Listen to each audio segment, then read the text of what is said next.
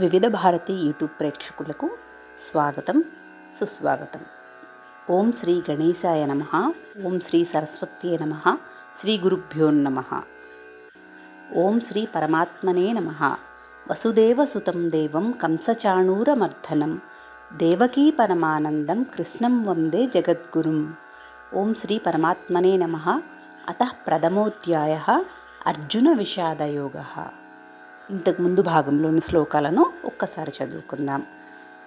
దృష్టకేతుశ్చేకితానః కాశీరాజశ్చ వీర్యవాన్ పురుజిత్ కుంతిభోజశ్చ సేభ్యశ్చ నరపుంగవః యుధామన్యుశ్చ విక్రాంతః ఉత్తమౌజాశ్చ వీర్యవాన్ సౌభద్రౌ ద్రౌపదేయాశ్చ సర్వ ఏవ మహారథాః. 7వ శ్లోకం మొదలు పెట్టుకుందాం.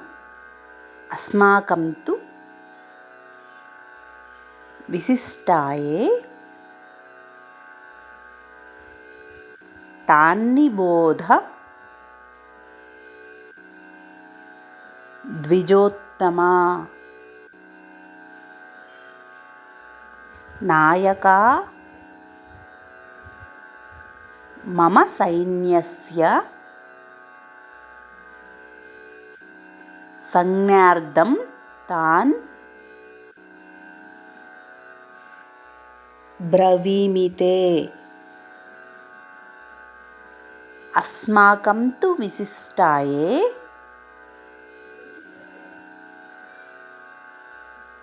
తాన్నిబోధ ద్విజోత్తమా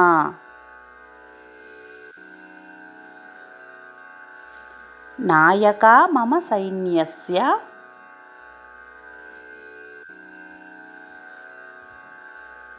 సంజ్ఞార్థం తాన్ బ్రవీమితే.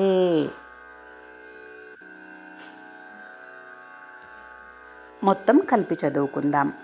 అస్మాకం తు విశిష్టాయే తాన్నిబోధ ద్విజోత్తమా నాయకా మమ సైన్యస్య సంజ్ఞార్థం తాన్ బ్రవీమితే.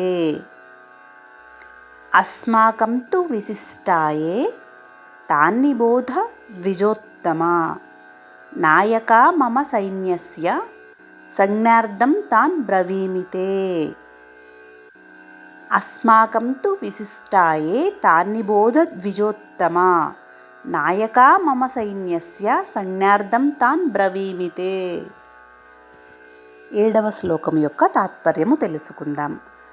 బ్రాహ్మణోత్తమ, మనలో విశిష్టులైన వారెవరో తెలుసుకోండి. నా సైన్యంలోని నాయకుల్ని మీ గుర్తు కోసం చెబుతాను అని అర్థము. 8వ శ్లోకం నేర్చుకుందాం. భవాన్ భీష్మశ్చ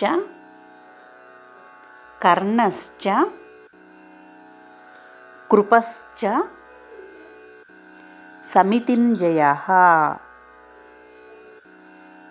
అశ్వత్థామా వికర్ణశ్చ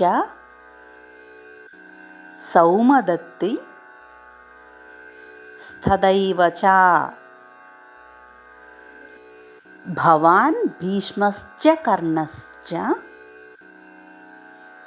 కృపశ్చ సమితింజయః అశ్వత్థామా వికర్ణశ్చ సౌమదత్తి స్తథైవ చ. మొత్తం కలిపి చదువుకుందాం. భవాన్ భీష్మశ్చ కర్ణశ్చ కృపశ్చ సమితింజయః అశ్వత్థామా వికర్ణశ్చ సౌమదత్తి స్తథైవ చ.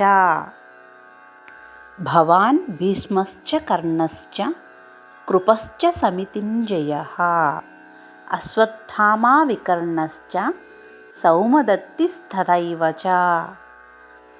భవాన్ భీష్మశ్చ కర్ణశ్చ కృపశ్చ సమితింజయః అశ్వత్థామా వికర్ణశ్చ సౌమదత్తి స్తథైవ చ. 8వ శ్లోకం యొక్క తాత్పర్యమును తెలుసుకుందాం మనం ఇప్పుడు. మీరు అంటే ద్రోణాచార్యుడు, భీష్ముడు, కర్ణుడు, యుద్ధంలో జయం పొందే కృపుడు, అశ్వత్థామ, వికర్ణుడు, అలాగే సోమదత్తుని కుమారుడు భూరిశ్రవుడు ఉన్నారు అని ఈ శ్లోకం యొక్క అర్థము. తరువాయి భాగంలో మరో 2 శ్లోకాలను నేర్చుకుందాం. సర్వే జనా సుఖినో భవంతు, లోకా సమస్తా సుఖినో భవంతు. ఓం శాంతి శాంతి శాంతి.